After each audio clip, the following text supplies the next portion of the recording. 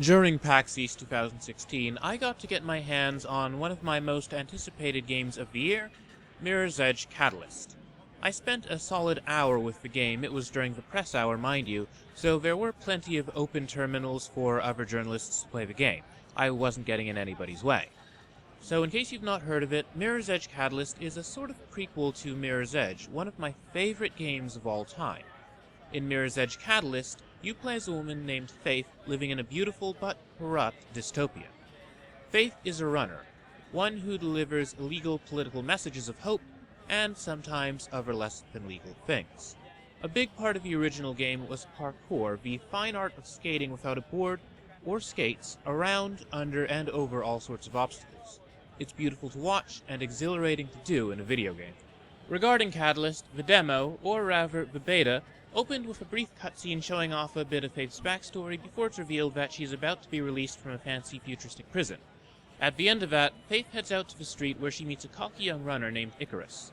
Icarus then proceeds to disconnect Faith from the system that connects her to an unusually invasive version of parole, and he gives her a new system, one that projects information cleanly over her environment, and the chase is afoot as Faith is a fugitive once again.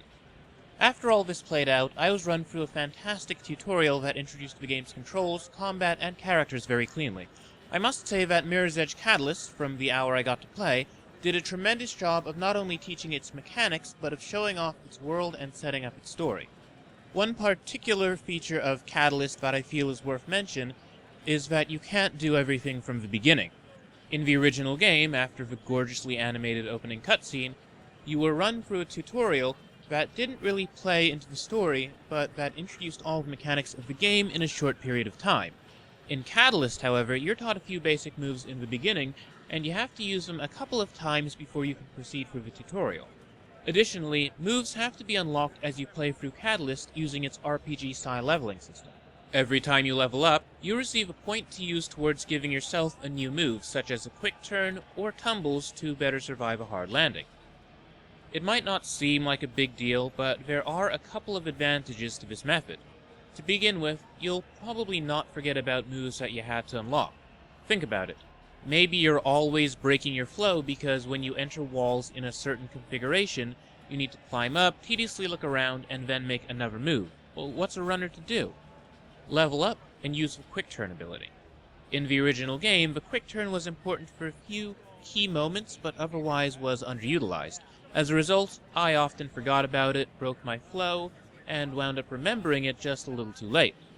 For this new game, however, it's necessary to earn the quick turn. Instead of being taught a seemingly random skill at the start of the game that you wind up forgetting, you're bound to remember all those times that having quick turn would have kept you on your feet, and so it means something to you to unlock it.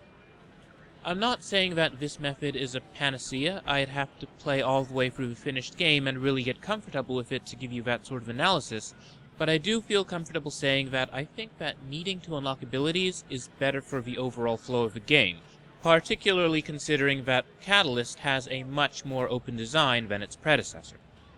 Speaking of flow, combat is now better integrated into the game. In the original Mirror's Edge, combat had the bad tendency to get in the way of your free-running. Sure, you could try and run past your enemies, but all too often you'd get shot in the process.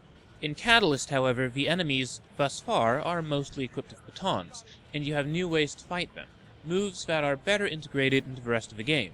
Instead of having to stop and fight, you can fight as you run. It's much more intuitive, and it makes much more sense thematically.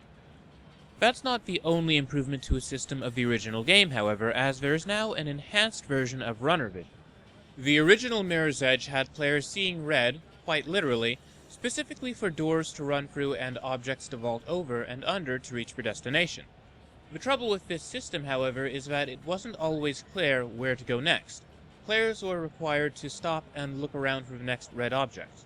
I do seem to recall that there was a way to have Faith's head snap towards the next red object, but that wasn't the best system. In Catalyst, however, your runner vision includes the bright red ghost of a runner who found a path before you.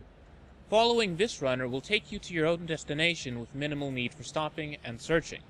That said, you could also disregard this projection and find your own path, which the game tells you might actually be quicker than the one suggested. This encourages you to explore, and I really like the way it's been executed because it's not obligatory. You could just run through the game plainly, but if you'd like to look for something a little extra, you can. The open design of Mirror's Edge Catalyst has a freedom that falls between Batman Arkham City and that of the original Legend of Zelda. While the quests feel relatively linear, and those which I played weren't too challenging, it was mostly about going to places and picking up or dropping off, or maybe doing a bit of hacking. It's just the open-world design of the game shines through in that you're free to choose your own path to your objective, as mentioned before. Maybe you'd rather take a detour through a building in the distance than take the direct route? Well, you're free to do that. No invisible walls. The story that I experienced in Mirror's Edge Catalyst feels more ambitious than that of the original, which I liked, but it also traded a more intimate focus on a few characters from the original game for a bigger cast of characters that hopefully we get to go more in depth with. While we're talking Mirror's Edge in character, it's worth remembering that the original game had something of a film noir feel to it. Now, film noir is the cool aunt to its rebellious cyberpunk niece, so it kinda makes sense that a cyberpunk game would employ film noir stylings. From what I played, it feels like the film noir aspect of the original Mirror's Edge is missing from Catalyst. While I am going to miss the cool atmosphere that it imparted, the extra character of Catalyst seems to make up for it. Again, however, I played an hour of an unfinished game. I think it's best to withhold judgment on the story as a whole until I've played the full thing.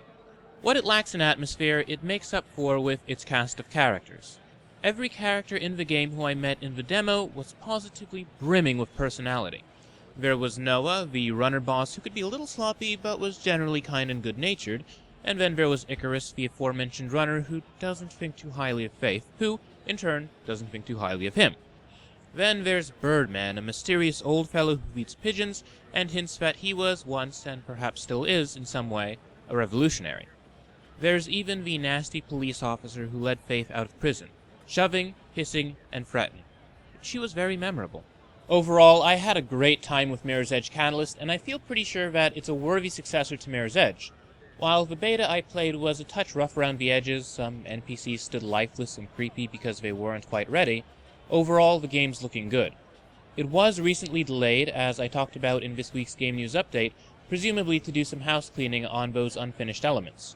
Mirror's Edge Catalyst will be coming to the Xbox One, PlayStation 4, and Windows on June 7th, 2016 in North America, and June 9th, 2016 in Europe.